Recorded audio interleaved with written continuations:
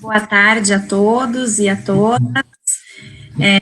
Queria, em primeiro lugar, agradecer ao convite do DACP para estar aqui moderando esse painel, na presença ilustre da professora Ana, também da professora Vera, que deve chegar aí daqui a pouquinho.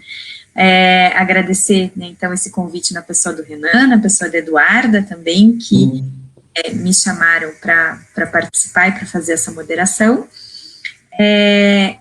Sobre temas tão importantes e atuais como o direito constitucional multinível, aonde a gente consegue perceber um diálogo do direito constitucional com o direito internacional, e também o direito constitucional pós-moderno e pós-pandêmico, que será trabalhado pela professora Vera.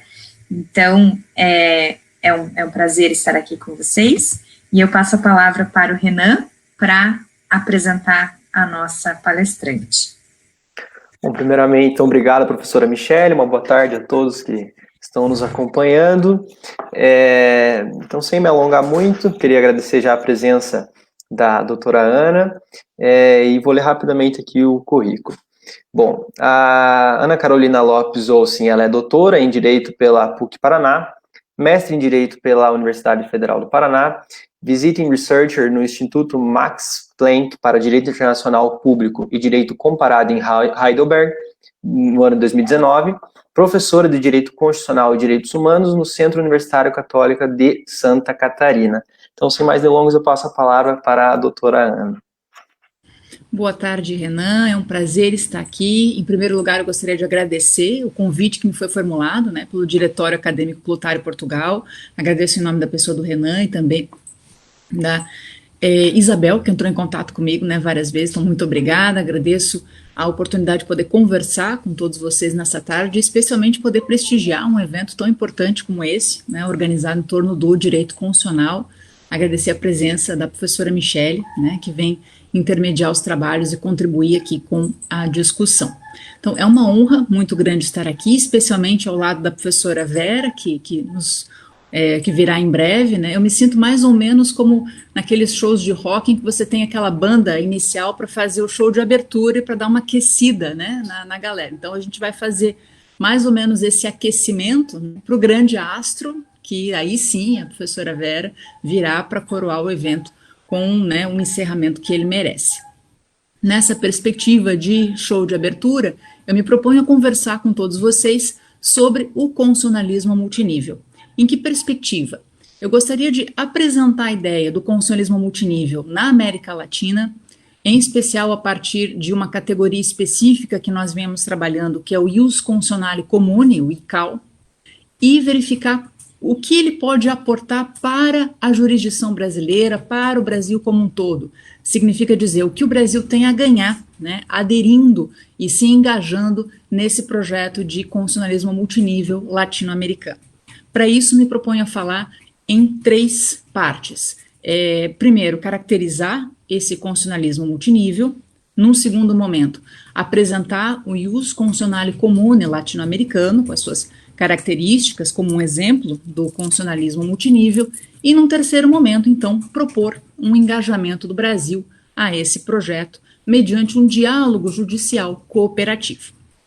Bom, no primeiro momento, esse constitucionalismo multinível, que é a primeira parte, precisa ser compreendido especialmente a partir de um contexto histórico que é o final do século XX, começo do século XXI, em que, paralelamente à globalização econômica, à globalização social, à globalização política, nós encontramos um esmaecimento de fronteiras que também toca a produção jurídica. Significa dizer que o Estado acaba perdendo aquele monopólio de produção jurídica que ele sempre teve, ou seja, onde nós vamos encontrar a fonte do direito? Nas estruturas institucionais do Estado.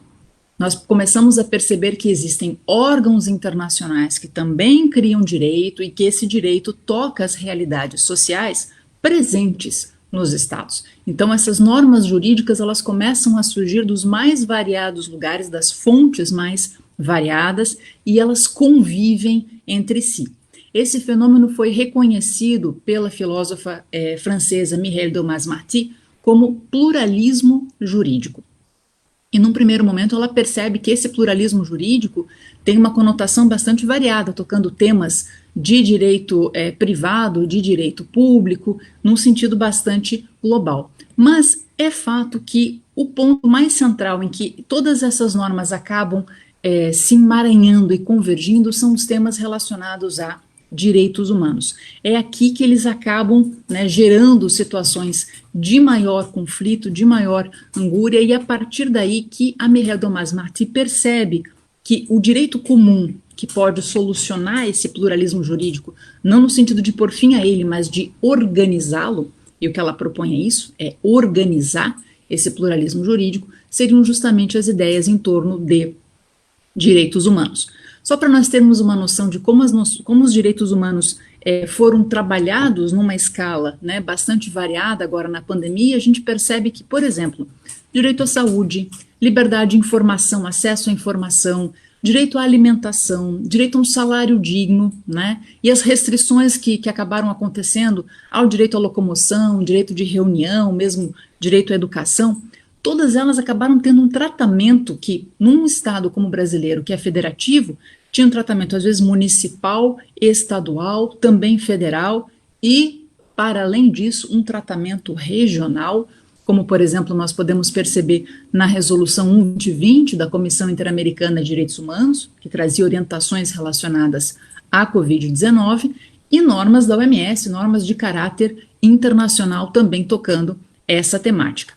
A relação entre essas normas não se resolve por critérios de hierarquia. Então, esse é um primeiro ponto importante quando nós pensamos esse pluralismo jurídico.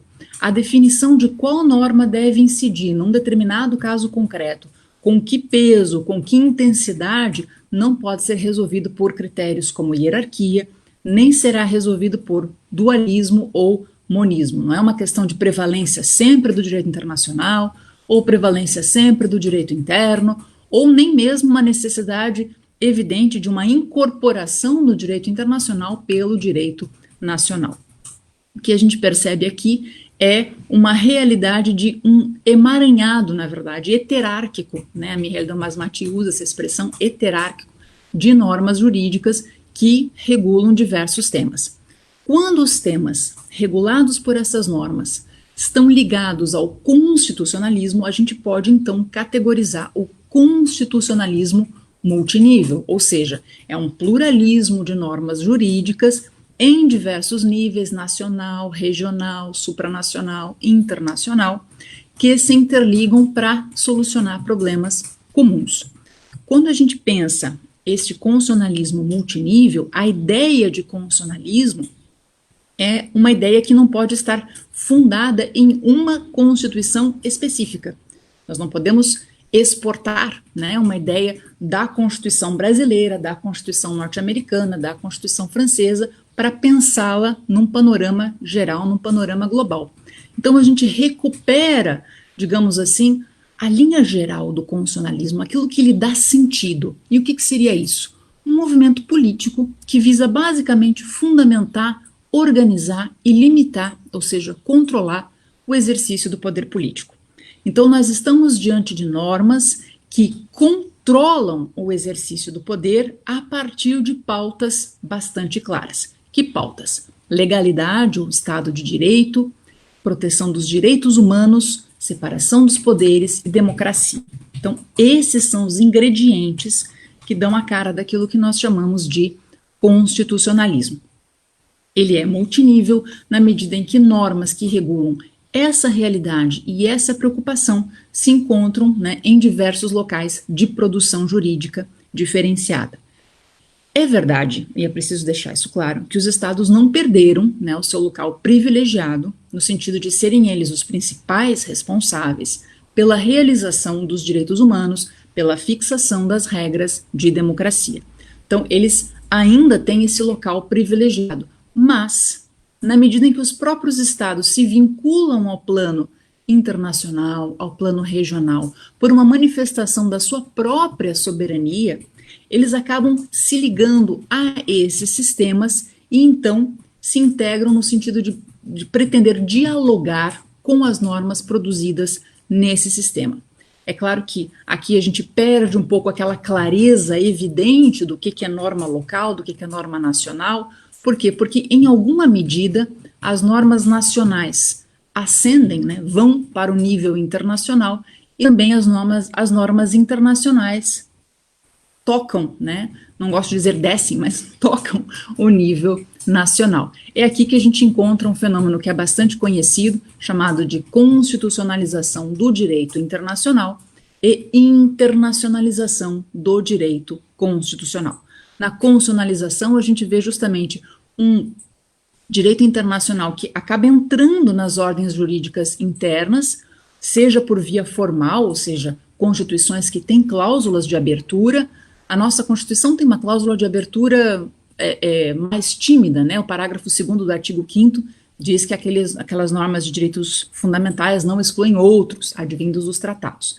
Veio a norma da emenda constitucional 45, com a necessidade de uma incorporação formal pelo critério de emenda, tentando solucionar a situação e aproximar, né, o direito internacional do direito nacional. Na verdade, não é só esse o mecanismo de incorporação ou de aproximação do internacional ao nacional que a gente tem no Brasil. O próprio diálogo em que os juízes, quando vão aplicar normas jurídicas, buscam fontes, né, dos tratados internacionais, das convenções, da jurisprudência internacional, eles também acabam fazendo essa abertura. Então, ela também acontece pela via jurisdicional.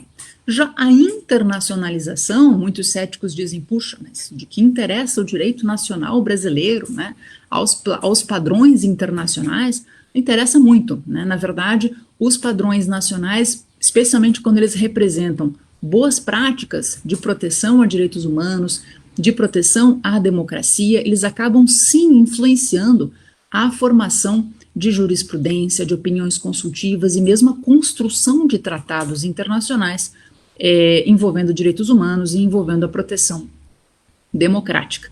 Só para dar um exemplo muito rápido, agora a Corte Interamericana está discutindo uma opinião consultiva a respeito da possibilidade de se reconhecer o direito humano às reeleições presidenciais indefinidas.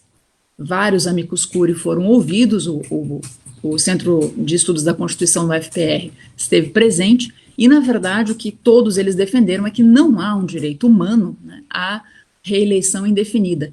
E muitos trouxeram justamente as experiências dos seus próprios estados, as experiências constitucionais de limitação do exercício do poder, para que, eventualmente, se construa um estándar internacional. E essa ideia de ascensão, né, de um direito nacional para o plano internacional. Para que possa haver, então, uma harmonização dessa situação fluida, emaranhada, né, de normas jurídicas do pluralismo, Michel Delmas-Marty propõe uma harmonização. E essa harmonização é uma ideia interessante na medida em que ela evita a unificação do direito. Ela não defende em momento algum que se unifique o direito em torno de uma única carta, uma única direção ou um único tribunal capaz de aplicar coercitivamente essa norma. Por quê? Porque existe a necessidade de você preservar as identidades, preservar o pluralismo, preservar a diversidade. Então, a harmonização, ela procura trabalhar dentro desta lógica dual, em que, de um lado, nós precisamos criar estándares comuns que permitam a convivência de todos esses padrões jurídicos diversos. E esses estándares comuns estarão fundados em direitos humanos. E, de um outro lado, também a preservação da diversidade. Na formação desses estándares comuns, a gente pode verificar uma força centrípeta, né? Uma busca em torno de um centro, e no caso, por exemplo, do sistema interamericano, a gente encontra esse centro na Convenção Americana sobre Direitos Humanos e, basicamente, um corpus iuris interamericano integrado por outros tratados internacionais e interamericanos e a jurisprudência da Corte Interamericana, que as coisas se aproximam. Mas existe uma força centrífuga também, que permite reconhecer algumas margens, né? No caso do sistema europeu de direitos humanos, se fala em margem de apreciação. Entendo que para o sistema regional interamericano, essa mesma categoria não pode ser simplesmente importada. Esse é tema para uma outra conversa, né? Mas, na verdade, a gente precisa o quê? Reconhecer que, ainda que não seja a famosa margem de apreciação, que haja um espaço, sim, de deferência para aquelas normas jurídicas que dizem respeito à identidade dos Estados, que dizem respeito à forma como aquela comunidade política decidiu viver, decidiu se organizar, né? É lógico que essa deferência não é carta em branco, faça o que quiser. Acabamos de afirmar que existem standards, que existem pontos comuns, né? O que essa deferência vai permitir é, dentro de um critério de proporcionalidade e legitimidade democrática, algumas variações para manter e preservar esse pluralismo jurídico. Um outro ponto importante nesta lógica da harmonização é a ideia de subsidiariedade e cooperação. Se nós olharmos especialmente para o sistema interamericano, em que os dois níveis que mais dialogam são os níveis do nacional e o nível regional, a gente não pode simplesmente usar aquela lógica de o nacional deve atuar na proteção dos direitos humanos e o regional só vem quando o Estado falha, né? Ou seja, um sistema subsidiário. Essa subsidiariedade, ela precisa de um elemento a mais, que é o elemento da cooperação. Por isso que eu uso particularmente a expressão de subsidiariedade em sentido cooperativo. Por quê? Mesmo quando o Estado se propõe a realizar bem direitos humanos, a concretizar a proteção da democracia, ele está sob a constante supervisão, e a supervisão no sentido de orientação do sistema regional. Então ele olha para o sistema regional e percebe, puxa, diante de uma pandemia para a qual eu não tenho normas específicas, eu não estou preparado, o que eu tenho que fazer? Como é que eu vou proteger direitos humanos? Né? E por isso que a comissão, em maio, se eu não me engano, desse ano, já veio com uma resolução, e uma resolução com 85 recomendações do que o Estado poderia fazer. De, você não está sozinho, estamos aqui tentando orientar o que os estándares interamericanos podem te ajudar no sentido de proteger direitos humanos em meio à pandemia. Então, existe uma cooperação, né, na atuação do Estado e a atuação do Estado em relação à proteção regional. E também, lógico, né, existe a possibilidade de o plano nacional contribuir para o internacional e para o regional, né? Por exemplo, a atuação da jurisdição colombiana no que dizia respeito à proteção dos povos indígenas, mais propriamente as audiências públicas para atender temas que fossem interessantes a esses povos, foram padrões incorporados pela Corte Interamericana e depois aplicados em outros julgados. Fazendo um intervalo para... Olá, professora Vera, bem-vinda. Que bom que Tudo bom, conosco. Ana? Tudo jóia? Bem? Eu achei... Bom, desculpe te interromper, mas eu achei que era às 18 horas, então eu estava fazendo uma hora aqui. Pena que eu ter perdido o teu começo aí. Não, estamos aqui. Eu tô só aquecendo para o grande momento, para o grande cenário. Nada disso. Então, que bom que está conosco, professora. Então, retomando essa ideia de subsidiariedade aqui em sentido cooperativo, ela implica um movimento de cooperação mesmo entre esses estados. É importante lembrar um aspecto interessante, não tem um único processo de constitucionalização, certo? O constitucionalismo multinível, na verdade, ele é uma tendência global, mas que tem velocidades diferentes, características diferentes, ritmos diferentes em diversos pontos do globo, né? E é nessa toada que eu me proponho a conversar sobre os ritmos, né, e as ferramentas do constitucionalismo multinível no sistema interamericano, que assume, então, uma cara toda específica, que é a do ius constitutionale comune, né? Primeira coisa que vocês vão me perguntar, mas por que botar o nome do dito cujo em latim, né? Ius constitutionale comune, que parece que fresco, né? Na verdade, a opção foi uma opção consciente de vários teóricos que estavam pensando essa categoria diante das duas principais línguas às quais essa categoria se aplicaria, língua portuguesa, né, e a espanhola. Eles pensaram, bom, se a gente botar em espanhol, os brasileiros vão se sentir excluídos, se colocar em português, já viu, né? Todo aquele lado da América Latina fica de mal com a gente, então vamos resgatar a língua-mãe, vamos até o latim e de lá a gente recupera a ideia de um direito constitucional comum, ius constitutionale comune. Então, de lá que vem essa expressão. E esse projeto, ele tem um marco histórico mais ou menos delimitado. Ele começa a se formar especialmente no final do século XX, com os processos de redemocratização que aconteceram na América Latina e que tocaram vários estados que conseguiram vencer regimes ditatoriais, muitos deles com a criação, né, de uma nova Constituição que visava justamente vencer, digamos, o passado de autoritarismo, um passado que, se não criou, reforçou processos de exclusão e de desigualdade, e a partir daí, digamos, lançar luzes para um futuro um pouco mais promissor. É claro que cada estado tem o seu tempo, o seu ritmo e a sua Constituição, e paralelamente caminhava o sistema interamericano. É bom lembrar que a Corte Interamericana só começa a atuar em 1979, então, né, as coisas acontecem num sentido mais ou menos paralelo, mas é especialmente com o primeiro julgado contencioso da Corte, em 1987, que são os casos contra Honduras, envolvendo desaparecimento forçado, que ela começa a reconhecer o seu papel, né, de eventualmente coordenadora, sem ser necessariamente autoritária e impositiva, mas coordenadora de estándares comuns que permitam um diálogo entre as diversas ordens constitucionais, a partir, lógico, dos estándares da Convenção Americana. Quando a gente olha para esse ICAO, né, que é o apelidinho dele, o Ius Constitucionale Comune na América Latina, vira ICAO. A gente percebe que se trata de um projeto jurídico, um projeto político e um projeto acadêmico. É um projeto jurídico nessa compreensão que a gente agora já tem mais clara de criação de estándares comuns para os integrantes do sistema interamericano, certo? Visando harmonizar o pluralismo jurídico. É um projeto político, por quê? Porque ele visa capacitar a sociedade civil e todos aqueles que operam esses sistemas jurídicos para realizar os compromissos constitucionais, para realizar esses estándares de proteção dos direitos humanos e da democracia. Essa capacitação, é bom lembrar, se realiza pela via institucional.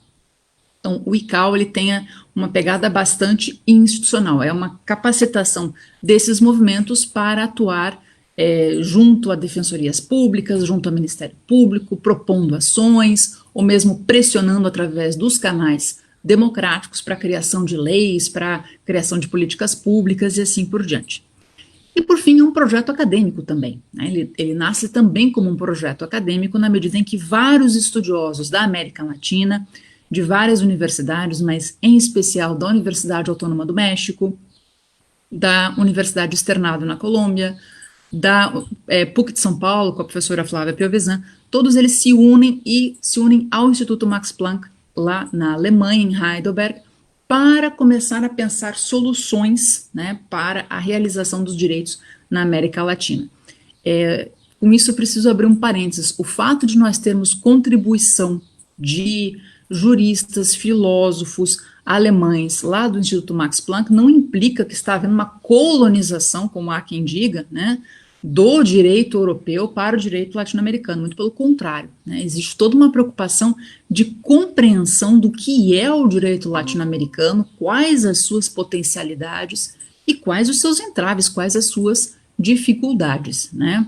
O Max Planck ele vem com a ajuda de sistematização, de seriedade acadêmica, de compromisso, né, com uma ciência de qualidade, mas não vejo, né, isso em momento algum como uma forma de colonização da América Latina, embora já tenha quem tenha argumentado nesse sentido.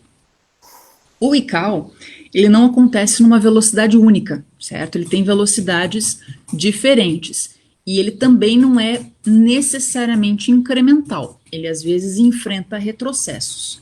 Em abril do ano passado, 5 estados, Argentina, Brasil, Chile, Colômbia e Paraguai, apresentaram uma declaração ao sistema interamericano, nominalmente buscando maior autonomia, nominalmente buscando que fossem reconhecidos os processos internos de proteção dos direitos, mas, para um bom leitor das entrelinhas, a questão que estava no fundo era um freio à atuação da Comissão Interamericana e da Corte Interamericana, especialmente na agenda de proteção de grupos vulneráveis. Então, quando a gente entra, né, no século, no milênio 2000, especialmente 2010 para frente, a agenda da Corte Interamericana está muito fundada na proteção de grupos vulneráveis. E isso começa a incomodar. Né? Engraçado que quando ela falava de desaparecimento forçado, não incomodava. Agora que ela vai falar de grupos vulneráveis, opa, não, agora está demais, agora já não pode. Então veio uma declaração que é tal coisa. Nominalmente ela não diz isso, mas se nós percebermos nas entrelinhas dos 5 pontos, especialmente quando ele vem afirmar a margem de apreciação, quando vem dizer que a Corte Interamericana tem que se prender aos tratados interamericanos, e a gente sabe que ela faz uma interpretação extensiva, que os estados só são obrigados a cumprir as sentenças a que estão vinculados, ou seja, toda a jurisprudência corre solta e o estado se desvincula dessa jurisprudência. Então, a partir daí, a gente percebe essa resistência. Quais os elementos centrais do ICAO? Primeiro, essa proposta harmonizadora, que já está bem conhecida. A construção dos estándares jurídicos comuns em torno dos direitos humanos, e aqui um ponto relevante. Como que se dá essa construção? Pelos diálogos judiciais. Né? Essa construção deve ser necessariamente dialógica. Todo e qualquer direito que se pretenda aplicar uma universalidade de sociedades, uma pluralidade de sociedades e de estados, ela deve ser construída a partir de um diálogo em que essas sociedades participem. É claro que aqui eu assumo um tom um pouco mais prescritivo do que descritivo. Muitos dos estándares que já foram criados não contaram com todo esse elemento dialógico, mas tenho visto, especialmente nos últimos 10 anos da Corte, uma predisposição maior a dialogar com os estados, e é nesse sentido que a construção dos estándares acaba ganhando legitimidade. O terceiro elemento que eu vou explicar um pouquinho mais para frente é uma agenda transformadora. No sentido dos diálogos, gostaria de deixar claro o que eu entendo por diálogo judicial.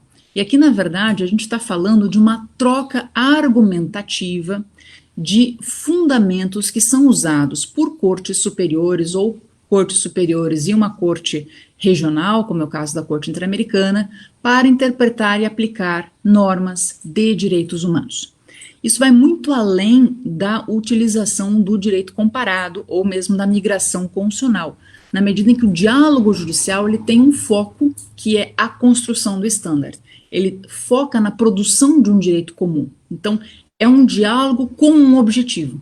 Não é um diálogo apenas para resolver um determinado caso concreto, ou seja, uma importação daquela decisão lá da Argentina que é interessante para resolver esse caso. Não, é porque lá foi decidido assim, aqui o caso também é assim, então para esse tipo de caso talvez essa seja a melhor solução. Então percebam que a ideia é de construção de algo que supera, né, a solução daquele caso concreto.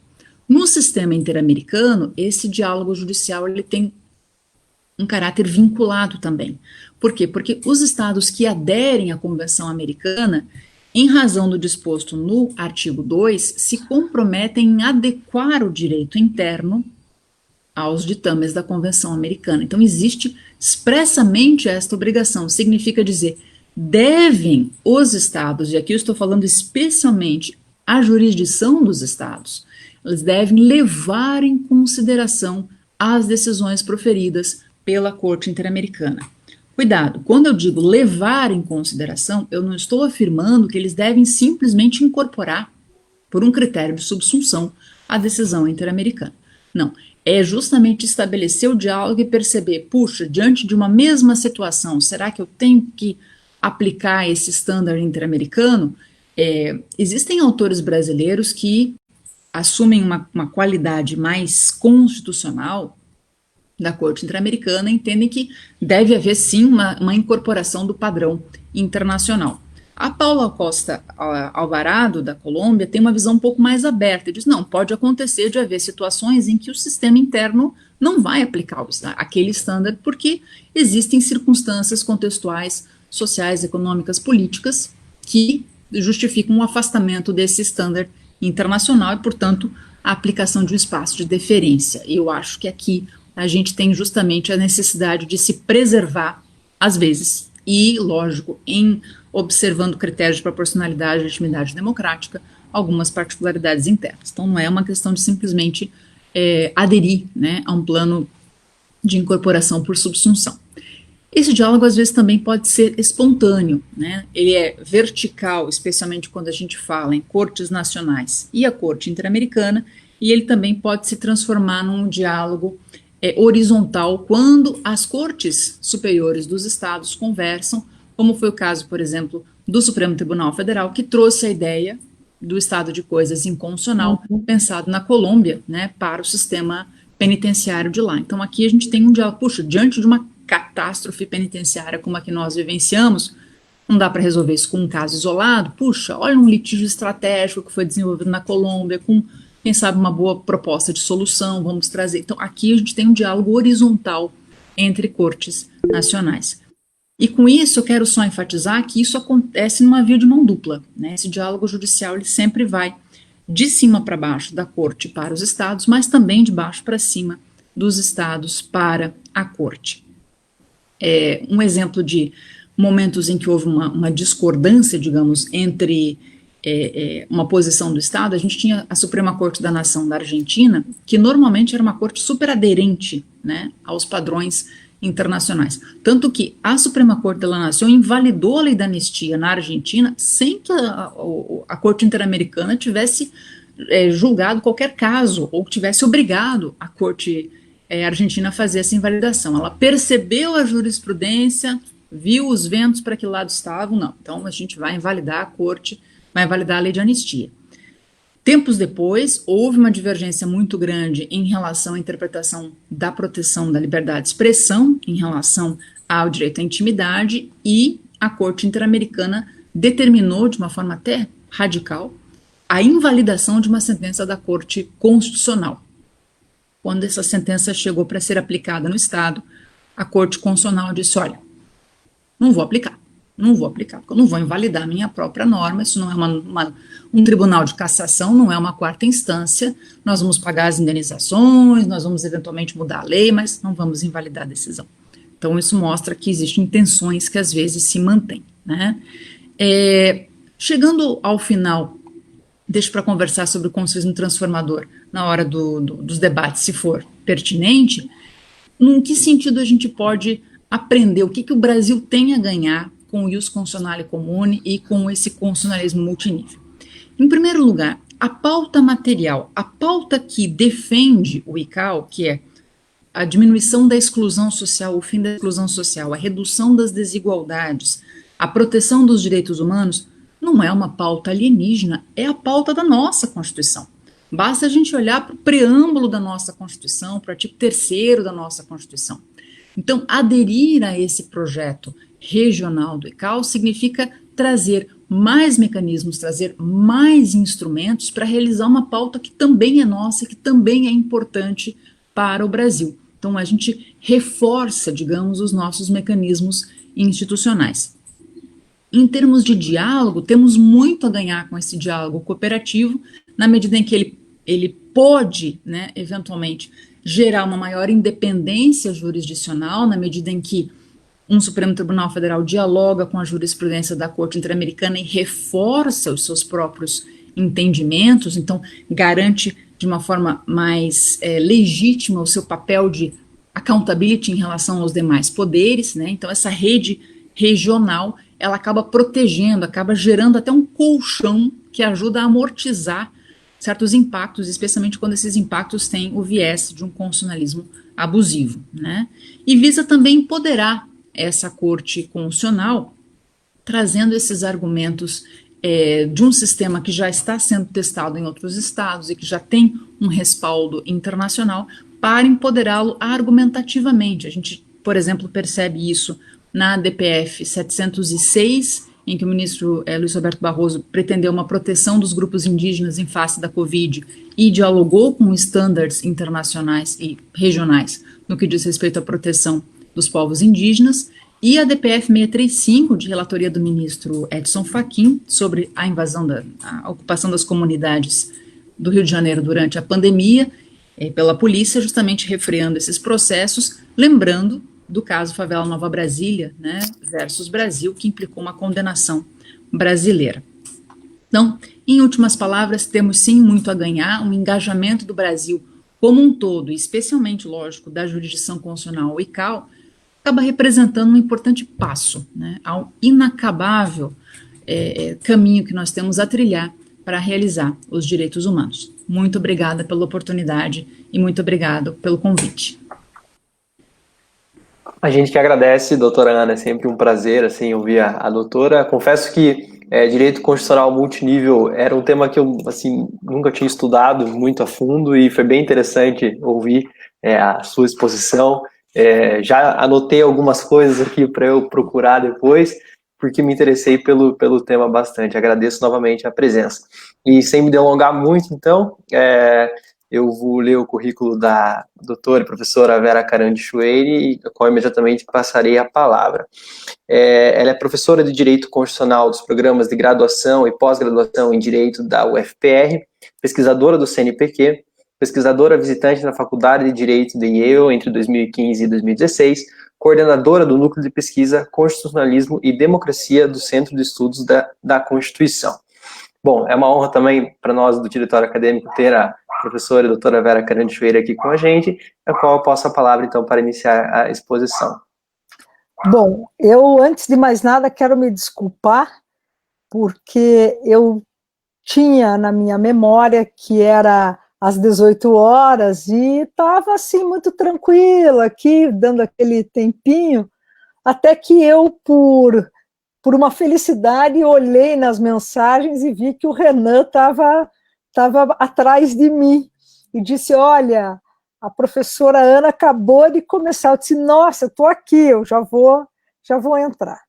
Bom, então me desculpo por esse pequeno atraso, queria externalizar a minha satisfação de participar mais uma vez nesse evento organizado pelo Diretório Acadêmico Clotário Portugal, da Faculdade de Direito da Unicuritiba.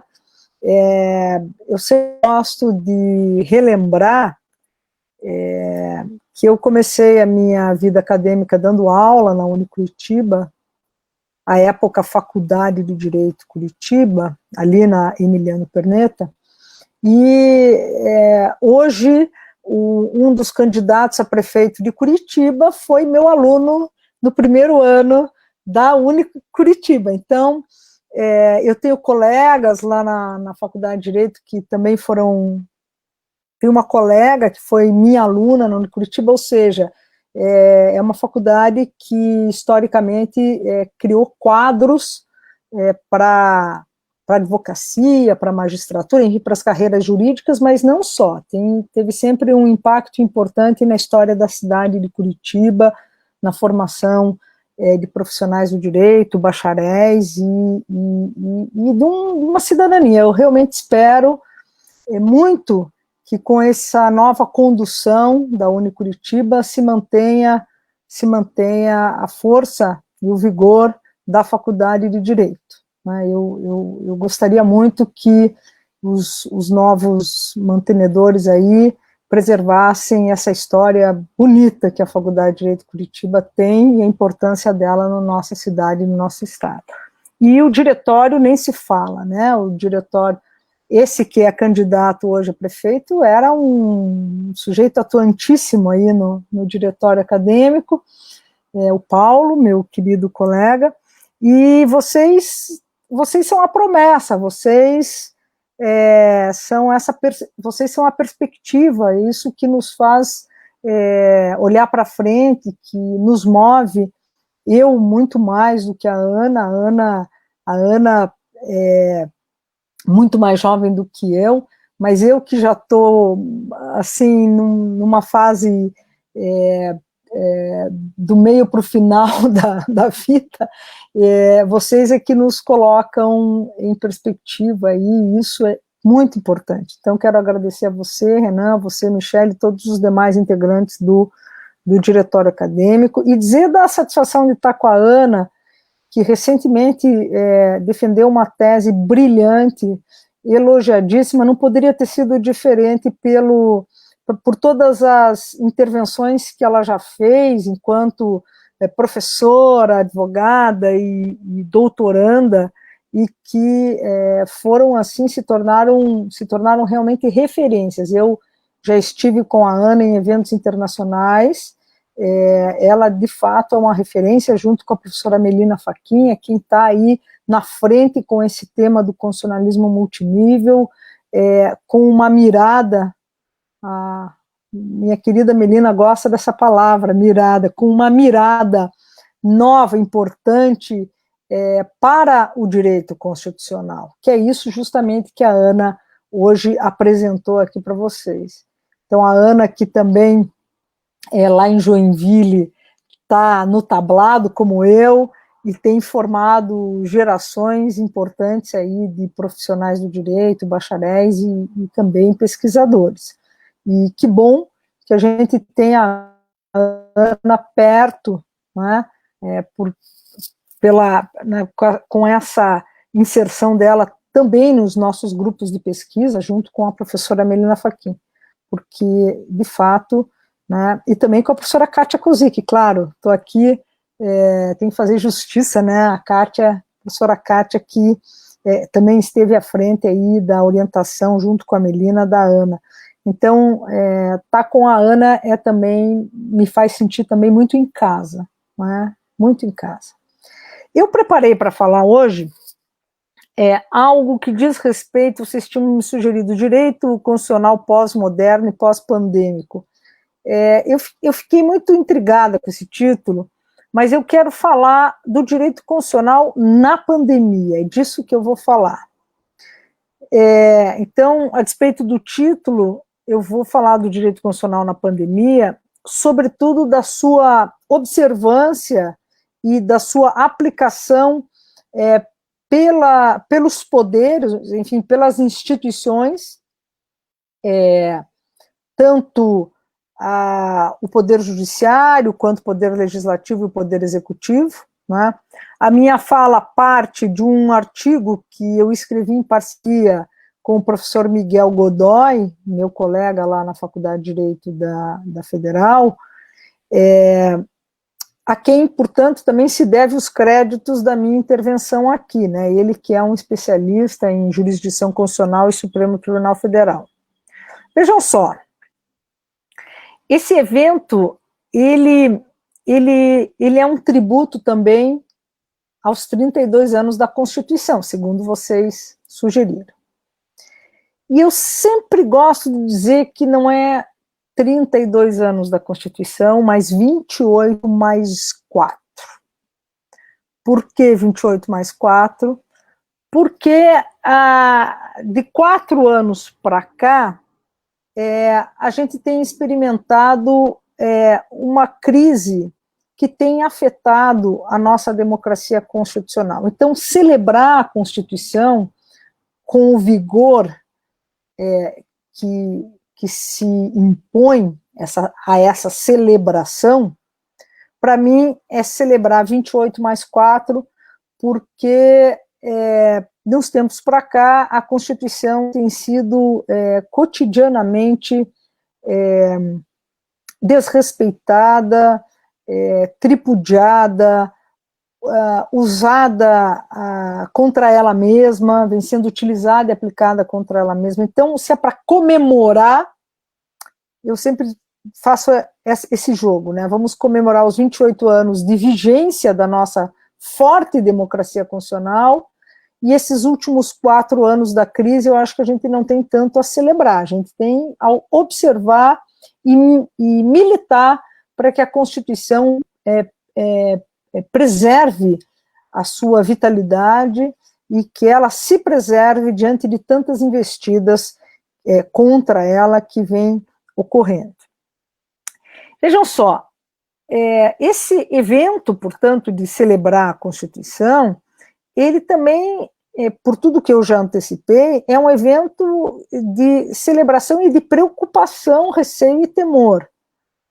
Porque, apesar das muitas conquistas e avanços que nós tivemos nesses 32 anos de vigência da Constituição, em relação ao amadurecimento das nossas instituições e também em relação ao amadurecimento em cada um de nós acerca de um sentimento e de uma prática constitucional, no fundo, bem no fundo, tanto as instituições quanto nós, o povo,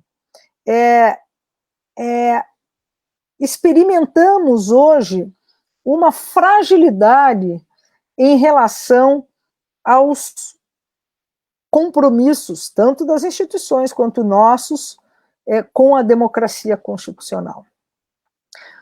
Ou seja, tudo aquilo que nós considerávamos estável parece que está se desmanchando.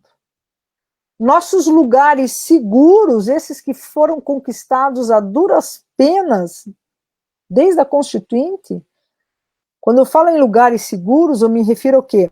A República, a Federação, e nelas a separação de poderes, o respeito às regras do jogo democrático, portanto, o respeito aos direitos que são mais do que fundamentais.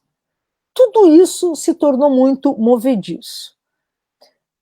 Para mim, e acredito que para a minha geração, e para os que, claro, têm esse olhar para a realidade que eu tenho, há um sabor agridoce hoje, há uma sensação de que nós fracassamos em algum momento em relação a essa pedagogia constitucional. Mas eu acho que não dá para ser só pessimista.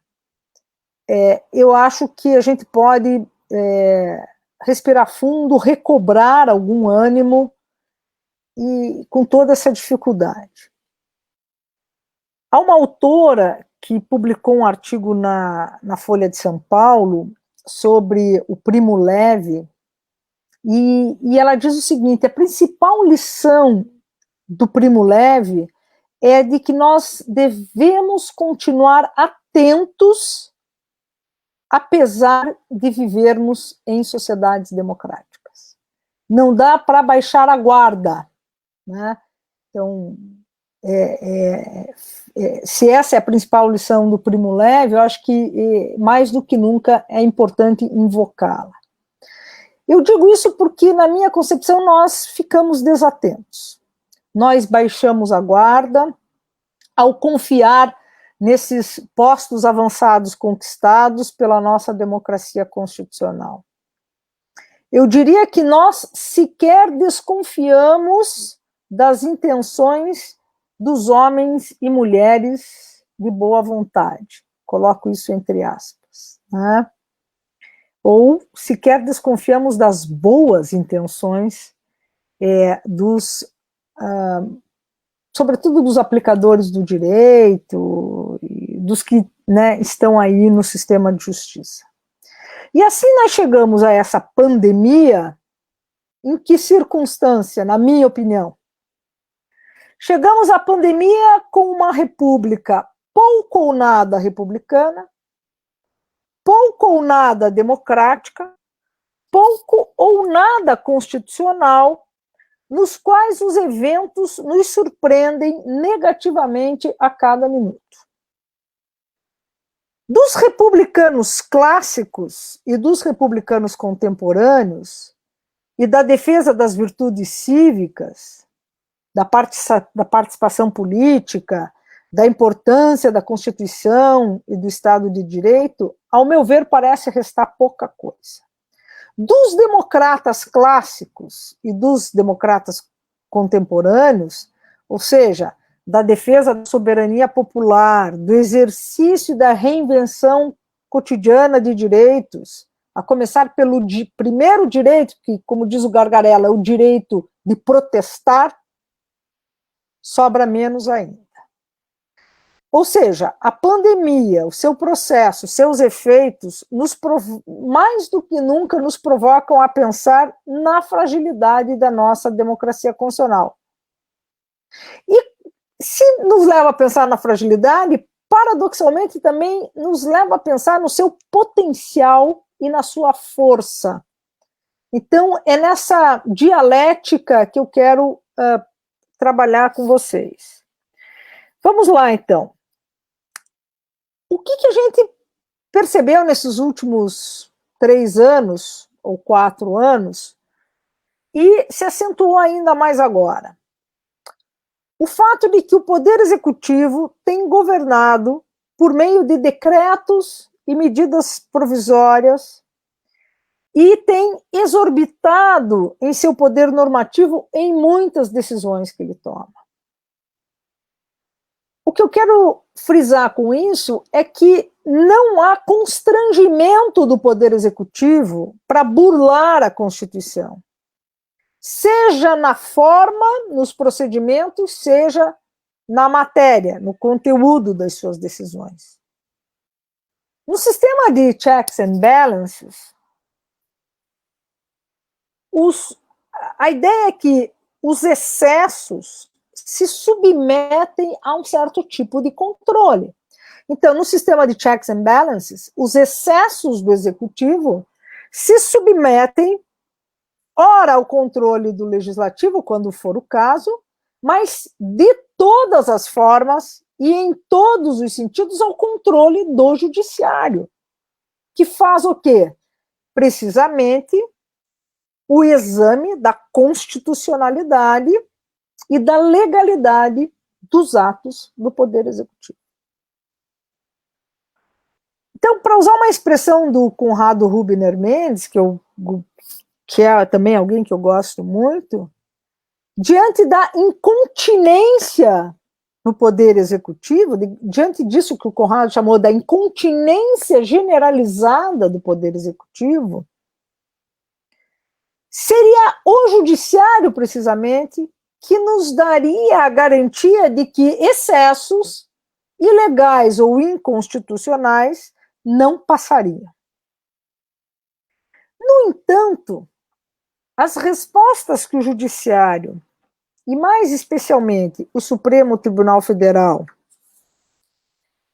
tem dado a esse estado de coisas, elas também são um pouco oscilantes e algumas dessas respostas muito frustrantes, porque elas parecem ter assimilado esse rompimento da forma do procedimento, quanto também parecem ter assimilado esse esvaziamento do conteúdo da nossa democracia constitucional. Há decisões do STF em relação à crise e à pandemia que evidenciam essa hipótese de que nós estamos vivendo um momento de excepcionalidades que estão nesse limiar, nesse limite entre a normalidade e o caos, ou, dito de outra forma, entre a regra e a exceção propriamente dita. Então, vejamos. O ministro Alexandre de Moraes, na ADI 6357, decidiu de forma monocrática e decidiu cautelarmente, em março desse ano, num domingo, permitindo uma atuação ampla do Estado sem as exigências e formalidades da Lei de Responsabilidade Fiscal e da Lei de Diretrizes Orçamentárias. A pandemia é um momento de emergência e de urgência. E isso, claro, que afeta a tomada de decisão. Ainda que no mérito a decisão tenha sido bastante razoável, na sua forma ela é muito controversa e ela abre um flanco de fragilidade, excepcionalidade, bastante questionável para a jurisdição constitucional. Por quê? Primeiro, porque é uma decisão cautelar monocrática em ação direta de inconstitucionalidade, em ADI, algo que não está previsto na Constituição. A Constituição não concedeu poder algum aos ministros do Supremo Tribunal Federal para decidir monocraticamente e cautelarmente. Tampouco a Lei 9868 de 99, que regulamenta as ADIs,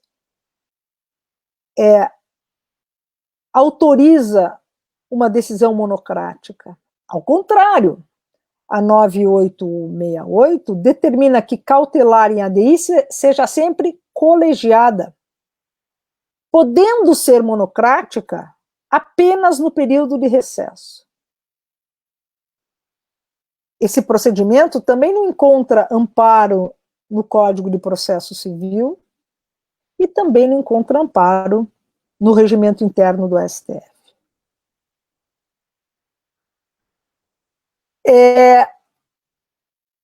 Alguns ministros do Supremo, quando se valem do poder geral de cautela, que está previsto no Código de Processo Civil ou no regimento interno do Supremo, eles oferecem justificativas, mas que não encontram abrigo na Constituição. Mais do que isso, essa decisão do ministro Alexandre de Moraes, e que, repito, o conteúdo foi razoável, no mérito foi razoável, mas essa decisão ela poderia ter sido tranquilamente colegiada, mesmo num domingo. Até porque, por conta, salvo engano, por conta da pandemia, se ampliou o uso do plenário virtual do Supremo. E ampliado o uso do plenário virtual para todo e qualquer processo ou decisão do STF, todo dia, toda hora, a todo instante, está aberto digamos, o tempo para tomada de decisão. Então, vejam, se o STF pode julgar agora tudo pelo plenário virtual, por que não julgar também uma medida cautelar urgente como essa num período de pandemia?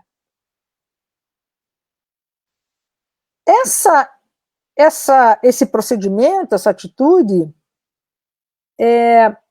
também chama atenção para o fato de que ela conduz, ela leva o STF para atuar como um gestor da crise. Nesse caso, em relação à questão financeira e orçamentária. Ou seja, essa atitude quase que faz com que o STF haja como um substituto do presidente da República, ou seja, faz com que a jurisdição constitucional, o judiciário, se substitua ao executivo. E aí a pergunta que fica isso é bom? Primeiro eu diria, isso é possível? Segundo, isso é bom? E terceiro, é desejável? Outra questão delicada da pandemia. Vocês vão lembrar que o ex-presidente do Supremo, o ministro Dias Toffoli, ele teve a iniciativa para a elaboração de um projeto de lei para definir o regime jurídico emergencial para o direito privado durante a pandemia. Ele teve a iniciativa, contou com a coordenação do ministro do STJ e também com a colaboração de vários juristas bastante reconhecidos na área do direito privado. O projeto foi, em março, protocolizado no Senado, pelo senador Anastasia, e a pergunta que fica é razoável que o presidente da Suprema Corte, na época, né, hoje já não é mais, tenha a iniciativa que era própria de um legislador. Aquele projeto de lei era necessário? Claro que era necessário. Sem dúvida que era necessário. Ele era oportuno? Claro que ele era oportuno. Ele deveria ter sido da iniciativa, da coordenação e elaboração dos magistrados? Ou dos legisladores propriamente ditos? Afinal de contas, não é o próprio Poder Judiciário que vai julgar depois que eventualmente pode vir a julgar essa lei, cujo projeto foi de iniciativa do presidente da Corte? Não parece estranho isso? Os ministros do STF, eles não são legisladores. Eles não são consultores do poder legislativo, nem formais e nem informais. Eles são juízes. Então, vejam, se ministros e juízes, ministros do STF, juízes, querem dar suas contribuições, eles devem fazer isso dentro dos limites e possibilidades que o próprio STF e as demais instâncias da jurisdição lhes permitem. Isso pode ser feito com informações sobre os entendimentos prevalecentes, com dados existentes sobre as controvérsias, ou ainda com dados sobre questões que estão pendentes de julgamento. Além do mais, essa iniciativa do ex-presidente do Supremo, o ministro Dias Toffoli, afronta, ao meu ver, a separação de poderes, ainda que ele estivesse cheio de boas intenções. Né? Você controla meu tempo aí, Renan, você e a Michelle. Então, veja, esse modo de atuar, ele tem um efeito secundário ainda pior, porque a mensagem que o ex-presidente do STF passou com esse tipo de iniciativa é a de que os países que assolam o Brasil passam, antes de mais nada, por uma conversa, uma conversinha, ou uma conversona, um bate-papo prévio ali sobre que medidas podem ser mais adequadas, provavelmente sobre a constitucionalidade dessas medidas, ou seja, há quase que um exame prévio, informal de constitucionalidade. Né? Nesse começo de pandemia, né, a Folha de São Paulo noticiou que o presidente da República sondou os ministros do STF para ter aval prévio para a nomeação do diretor, na época, né, do diretor-geral da Polícia Federal. Pelo amor de Deus, gente, se os ministros são consultados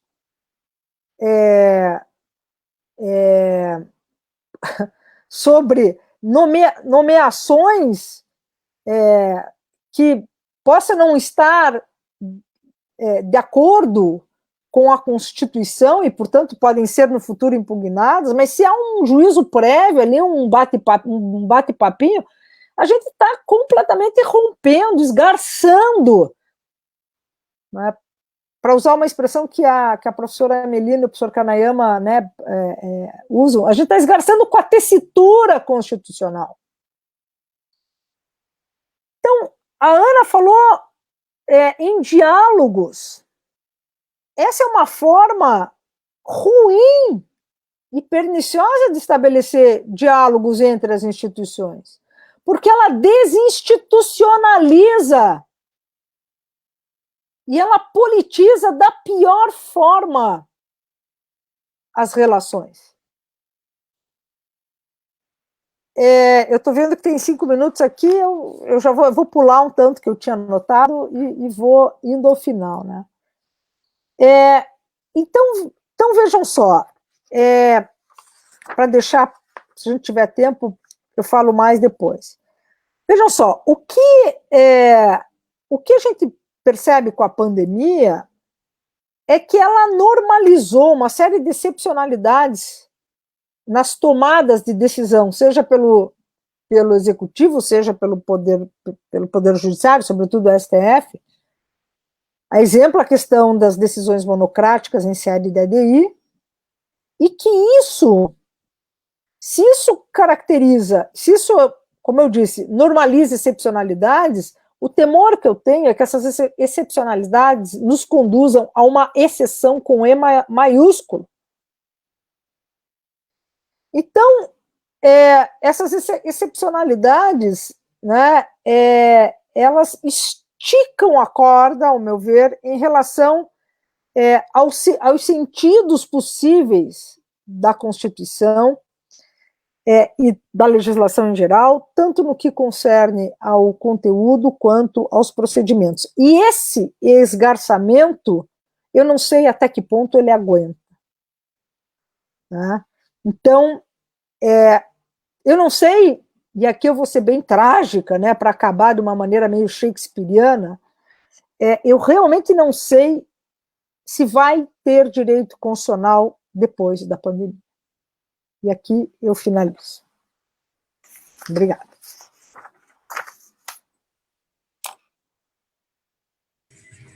Muito obrigada, professora Vera, professora Ana, e eu iniciei a minha fala aqui agradecendo ao DSP pelo convite para participar dessa moderação. Agora eu acho que eu vou ter que retirar esses agradecimentos, né, porque é muito difícil tentar fazer um comentário aí depois de ouvir tão brilhantes exposições como a da professora Ana e a da professora Vera.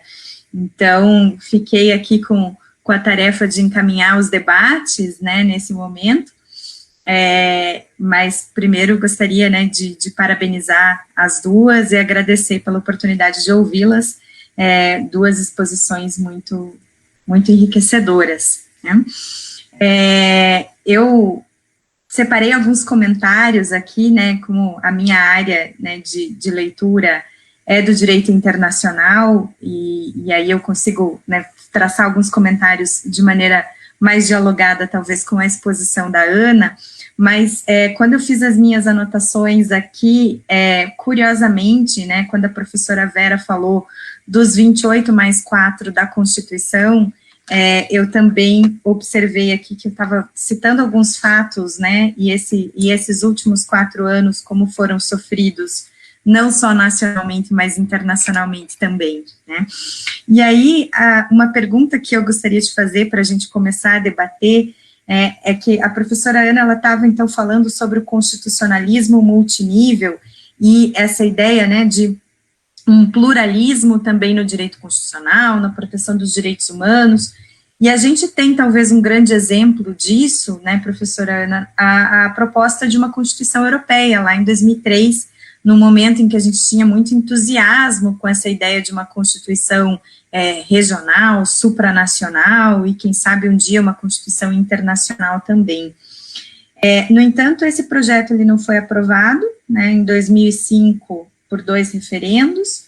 Em 2007, a gente tem oficialmente o esquecimento daquele projeto, arquivamento com o Tratado de Lisboa, e posteriormente, né, daí a gente tem alguns casos, né, do sistema americano, como você trouxe, a própria guerrilha do Araguaia e o posicionamento do STF aqui, dando, né, não vamos por esse caminho. Em 2016, a coisa, né, vai para outro rumo completamente, com Brexit, com Donald Trump, com Bolsonaro e todo um discurso antiglobalismo nascente, né, então uma ideia, né, de ressurgimento do nacionalismo, e como se houvesse uma conspiração onusiana, sei lá eu para quê, e a gente tem a pandemia. Então a pergunta que eu gostaria de fazer para as duas professoras é, será que ainda existe um constitucionalismo em algum nível no qual a gente pode ter esperanças? Enfim, essa seria a minha primeira pergunta. Respondemos agora? Então tá. Professora Vera, quer começar? Ana, pode começar. Pode começar. Tá. Na verdade, a gente está vivendo crises, né? E a crise que nós vivemos aqui no Brasil de 2016 para cá, ela não é uma crise isolada em termos de valores constitucionais, né? De fato, a gente tem percebido uma guinada que até começava antes, a gente via um renascimento de uma direita conservadora na Europa, e não necessariamente que a direita conservadora em si seja um problema, mas quando ela abandona o pluralismo e a disposição para o diálogo, ela sim se torna um problema, e então isso já vinha num crescendo. Uma coisa que eu gostaria de deixar claro é que eu não entendo que a melhor forma de nós resolvermos a baixa eficácia do constitucionalismo, a dificuldade de controlar os excessos de poder, seja a criação de uma Constituição global. Não creio nesse projeto, até porque, dentro de uma perspectiva pluralista, ela implicaria um perigo muito grande, que é: quem é que vai administrar essa Constituição global? Quem é que vai aplicar essa Constituição global? Quais os critérios para emendar essa Constituição? Ou não vai poder emendar? E quem é o tribunal que vai aplicar essa Constituição? Então, aí eu acho que tem um déficit de legitimidade muito grande. Então, é muito difícil. Eu gosto mais de pensar o constitucionalismo multinível nos setores regionais, em que você consegue identificar alguma identidade de valores entre certas comunidades. E perceba que mesmo na Europa, puxa, mas na Europa eles não conseguiram chegar nisso. Não conseguiram chegar nisso porque, olhando nós aqui do Brasil, né, olhando para a Europa é uma só. Mas Europa são várias Europas, né? Basta ver que as duas maiores guerras mundiais nasceram lá. Uhum. Né? Ou seja, eles têm identidades culturais, sociais muito fortes, muito arraigadas. E qualquer perspectiva de comunalidade precisa ser muito dialogada e trabalhada com muito cuidado, né? Então, o Tratado de Lisboa foi uma saída elegante, digamos, para uma tentativa de fazer essa Constituição. Agora, se a gente tem, né, perspectiva, eu me sinto num dever quase humano e cidadão de continuar acreditando na Constituição. Até porque eu padeço desse problema sério, que é um otimismo para o qual eu busco fundamentos. Eu sou antes otimista e devo buscar racionalidade. Então, esse é um defeito acadêmico, né? Não, tem que ter uma saída para esse negócio. Então, a partir daí, a gente começa a pensar. Então, é difícil. O quadro, ele é negro e digamos, é difícil ver aquela pretensão de luz no fim do túnel, mas eu percebo sim alguns avanços, e eu acho que se nós temos vários elementos que são perigosos e que nos apontam para uma crise grave do constitucionalismo brasileiro, mesmo se a gente olha para o plano internacional, eu vejo certos avanços, né? A corte interamericana, especialmente no começo dos anos 2000, era tida por uma corte muito autoritária, e ela teve, especialmente durante o período do Antônio Augusto Cansado Trindade, e com isso eu não quero dizer que ele é em si autoritário, mas com a preocupação que ele tinha de efetivar uma agenda de direitos humanos, ela acabou assumindo um caráter muito pesado, digamos assim, em relação aos estados. E isso gerou um backlash muito forte em alguns estados, né? Ou seja, quando a corte simplesmente diz é assim porque eu estou mandando, isso gera uma dificuldade muito grande. A pior das situações é quando você vai quebrando as hipóteses de diálogo, como aconteceu com a Venezuela, e a Venezuela também enveredou para o lado que enveredou, e isso não foi bom para ninguém, nem para os venezuelanos, porque eles saíram, né, do sistema interamericano. Mas a gente teve uma decisão contra a Argentina no começo do ano, que recuperou, por exemplo, a ideia da proteção dos direitos coletivos e a proteção do direito à água. Então, acho que a gente tem alguns ingredientes, né, que permitem a gente identificar manobras, mesmo essas duas decisões que eu falei, do Supremo Tribunal Federal, que começaram numa decisão monocrática, né, mas acabaram sendo referendadas pelo plenário, apontam alguma preocupação em proteção de grupos vulneráveis e coisas assim. O que me preocupa, e eu acho que é esse o ponto central que a professora Vera falou, é esse pragmatismo, né, no sentido, a gente precisa fazer isso, então passa-se o rodo por cima de tudo e contra todos, e abandona-se uma institucionalidade procedimental que não é cosmética, né? Ela é essencial. Ela é essencial. Então, isso é muito perigoso. eu acho que um diálogo institucional propriamente dito, ou seja, quando o Supremo Tribunal Federal fala assim, abra uma sala de reunião para o executivo vir conversar com os povos indígenas sobre a melhor forma de protegê-los, é uma sala de reunião em que o ministro não pode entrar, dar um discurso e ir embora. Não é diálogo. Não é isso. Tanto que aquela reunião foi invalidada, as comunidades indígenas falaram, não aconteceu a reunião, volta, acontece de novo. Então, a gente também tem que aprender a fazer isso. Se nós olharmos para o nosso histórico de Constituição de 200 anos, a gente nunca teve um presidente disposto a dialogar. Teve alguns que foram mais abertos para certos movimentos sociais e abriram alguns flancos, mas dizer, por exemplo, que desceu para o chão e veio conversar com a população, difícil. Né? Então a gente tem um histórico em que o presidente, quando chega na figura do presidente, ele é o pai, ele é o responsável, ele é o dono, ele resolve. Então é todo um aprendizado que a gente tem que fazer, não acontece do dia para a noite, e, infelizmente é um aprendizado que a gente tem que fazer quando a Constituição está mais fraca, quando o momento está mais perigoso, né? E aí que está o perigo, mas também a beleza se a gente conseguir escapar. Então, não sei te dar uma resposta plena, eu sei que apontar que existem sim algumas luzes, né, que podem lançar uma alternativa se nós formos fiéis a essa institucionalidade. Eu acho que é importante a gente guardar essa institucionalidade. Obrigada. Então, Michele, que oportunidade, né, que você está nos dando aí para pensar junto e compartilhar alguns sentimentos. Eu integralizo tudo que a Ana disse, eu também eu aposto muito as minhas fichas no arranjo constitucional democrático. E quando você pergunta, será que teremos constituições, eu sempre recorro ao que o professor Menelik de Carvalho, professor da UNB, que eu prezo muito, meu amigo, sempre me disse, né, que a Constituição é o que nos constitui como comunidade política. Então, enquanto enquanto nós internalizarmos isso, não importa se poucos ou se muitos, bom, o ideal é que todos tivessem essa compreensão de que a Constituição, ela nos constitui como comunidade política. A Constituição tem a ver com vida, ela não é, ela está materializada no texto, né, as normas são enunciadas a partir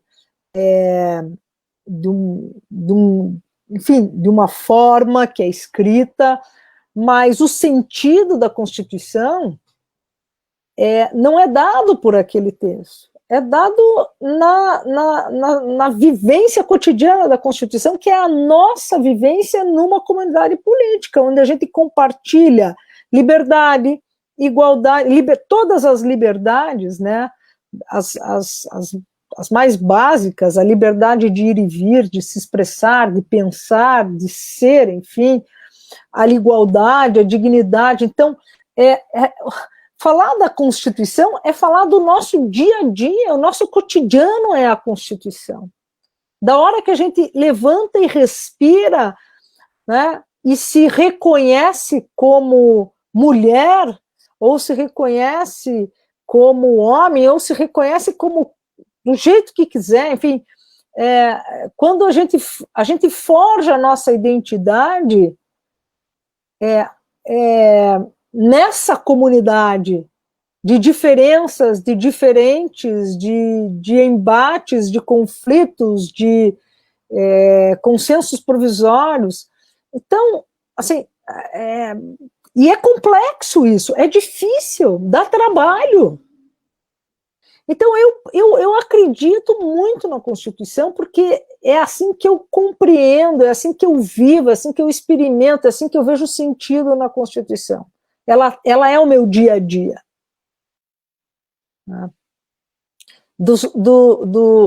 a nossa Constituição, então, que é uma Constituição compreensiva, uma Constituição analítica, ela foi a detalhe, precisou ser assim. Naquele momento tinha que ser assim. Então, ela é mais explícita ainda em tudo que ela constitui, com exageros, com algumas disposições incompreensíveis, claro. A gente também tem que perder essa ingenuidade de achar que a Constituição que a gente vai ter uma Constituição, aspas, ideal, porque a Constituição é cotidiano, é cheia de imperfeições, o nosso cotidiano é assim. Claro, ela opera o Código do Direito, ela opera o dever ser, ela é norma, ela tem que ser norma. Eu não estou falando de uma Constituição como pretendeu lá o La Salle, não. Quando eu digo a Constituição nos constitui como comunidade, ela nos constitui e ela opera como norma, ela obriga, ela impõe, ela é dever ser, né? Então, a dimensão normativa dela está todo momento ali. E assim, sem Constituição, em todos os sentidos que ela opera, eu não vejo forma da gente viver, da gente dialogar, da gente viver as nossas diferenças, os nossos conflitos. Então, o que eu acho?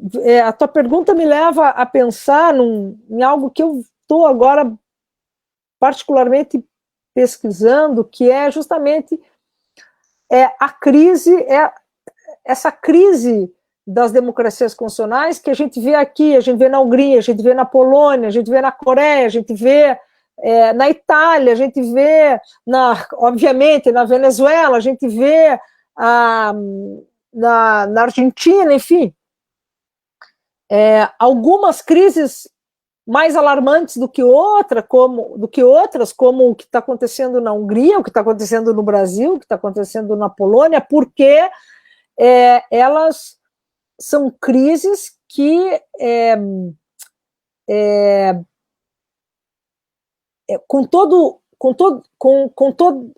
esse novo contexto de tecnologias, de redes, elas não precisam mais se valer dos velhos instrumentos de abuso e excesso de poder, como as armas, os canhões, as armas tradicionais, né? Tudo é feito de outra maneira, uma maneira, entre aspas, mais palatável. Então, por isso que alguns falam em momento desconstituinte, outros falam em recessão democrática, outros falam em legalismo autoritário. É tudo isso e um pouco mais que a Hungria está vendo, a Polônia está vendo, e em certa medida nós também. Mas, para mim, a velha professora de Direito Constitucional diria o seguinte: eu quero lutar com a Constituição. Né? Talvez, se eu tivesse a idade de vocês, eu diria não. Eu vou para a rua, eu também vou para a rua hoje, mas eu vou para a rua, mas eu vou para a rua também com a Constituição. Eu não quero abandonar a institucionalidade, eu não quero abandonar as mediações, porque isso não dá certo. Quer dizer, pode acontecer. Se chegar nesse ponto, é aí o momento mais agudo da crise, que aí a gente vai ter o quê? Uma guerra, um conflito, seja lá de que ordem for, né? Mídia, como é que fala? Tecnológico, ou vai rolar sangue, não sei. Então, respondendo, a gente está num período que é difícil a gente fazer o diagnóstico, a gente está vivendo ele, está experimentando, talvez daqui 10 anos a gente consiga fazer o diagnóstico, mas eu não sei que Constituição vai perdurar, mas a depender de mim, essa ideia de uma comunidade política forte, assentada em determinados pilares, como a separação de poderes, os direitos fundamentais, o respeito e a consideração por todos, apesar das suas diferenças, etc, etc. Para mim, isso ainda está valendo. Esse acordo está valendo ainda, e eu quero crer que é essa Constituição que vai atravessar a crise e, assim, talvez se rearranjando de outras maneiras, mas sem romper com, digamos, esses pilares. É assim que eu vejo. Obrigada, professoras, pela resposta, e quero poder me manter otimista também como a professora Ana, né, ou acreditando, quero crer também como a professora Vera, e vamos lutar juntas, então, com a Constituição na mão aqui, né. Renan, eu não tenho mais perguntas, não sei se as pessoas que estão nos assistindo encaram alguma coisa. Pessoal do Facebook aqui, só elogios na realidade, sem perguntas, porém vários elogios, então elogiando ambas as professoras. Bom, e não havendo então mais perguntas, acho que eu vou me encaminhar para o encerramento do painel e do evento. Queria agradecer às palestrantes, a professora Ana, a professora Vera, por terem comparecido aqui. Enfim, como já era esperado, as ponderações foram muito, muito bem colocadas, e sempre olhando, crescendo esse nosso olhar crítico, né, sobre os debates constitucionais. Também queria agradecer à professora Michele por ter disponibilizado o tempo, por ter vindo aqui mediar esse painel. Muito interessante também as colocações para o debate. Garanto que se a gente tivesse mais tempo aqui, a gente ia ficar debatendo muito mais, porque, né, é uma oportunidade aqui muito que, né, gostaria de aproveitar mais, mas gostaria de dizer que eu encerro esse evento satisfeito, porque os debates aqui travados foram de altíssimo nível, desde o primeiro dia até o último dia, nenhum debate deixou a desejar, e gostaria de agradecer aos meus colegas de diretório que, enfim, me ajudaram a tirar esse evento do papel. Constitucional sempre foi uma matéria muito do coração para mim, muito cara para mim, e ter a oportunidade de fazer esse evento é realmente recompensador e satisfatório. Então, declaro encerrado, infelizmente, mas declaro encerrado o primeiro Congresso de Direito Constitucional do Diretório Acadêmico Cultural Portugal. Muito obrigado a todos. Obrigada, Renan. Michele, Ana. Parabéns, obrigada. Professora Vera, uma aula sempre. Obrigada. Imagina, obrigada, beijo. Obrigada. Beijo, tchau, gente. Tchau, tchau.